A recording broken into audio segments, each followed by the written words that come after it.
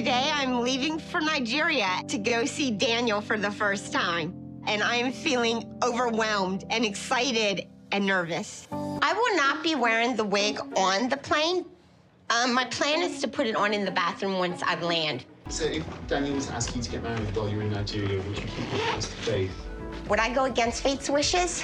Lisa's mind was made up. She had to go to Nepal to meet Daniel, her young boyfriend she'd never seen in person. At this moment, she was packing her luggage, folding her clothes neatly, longing for the day they would meet. But in the middle of packing, she and her daughter broke into a fierce argument. Her daughter stood by the table, her voice filled with worry and confusion. She warned her mother repeatedly that even if she traveled all the way to Nepal this time, she would still face countless obstacles. After all, there was a 26-year age gap between them, a huge chasm standing right in front of them. What's more, Lisa had lied to Daniel before, hiding her real age and past experiences. These were all unavoidable problems. Her daughter feared that her mother would leave with a heart full of joy, only to come back utterly disappointed. But Lisa's face was still filled with excitement, her eyes brimming with resolve, not the least bit swayed by her daughter's words. She said that even if she had to face the risk of her lies being exposed, she would bravely chase her love, unwilling to miss this feeling that had made her heart flutter again. Helplessly, her daughter had to give in and accompanied her to the airport. Before they parted, Lisa looked at her daughter sincerely and said she had to be brave just this once. This was the first time in years that she'd felt the thrill of love. She didn't want to leave any regrets in her life. At the airport gate, mother and daughter hugged each other tightly. Then she turned and walked into the airport hall. Lisa had now arrived inside the airport. The huge terminal building left her a little dazzled, but it couldn't hide the excitement on her face at all. Though she was already 56 years old, this was the first time she'd ever been on a plane in her life. It was even the first time she traveled to such a faraway foreign land, just to meet someone. And on the other side of the world, in Nepal, Daniel had long since started preparing for his girlfriend's arrival. He went to the city alone, wanting to pick out some nice things to make Lisa feel the warmth of home. Following local customs, he walked into a temple and asked the monk piously to tell his fortune. The monk picked up the divination sticks, shook them carefully. The moment the sticks fell to the ground, the monk in the temple picked them up and interpreted them. He told Daniel it was an unlucky omen, but then the monk changed his tone, saying there might still be a glimmer of hope. Daniel's heart was filled with mixed emotions. Though he loved Lisa deeply, their online time together had filled him with hope for the future. But this unlucky omen was like a bucket of cold water doused on his heart. He had no idea what he would be facing when Lisa arrived. Follow me, we'll just have to wait and see.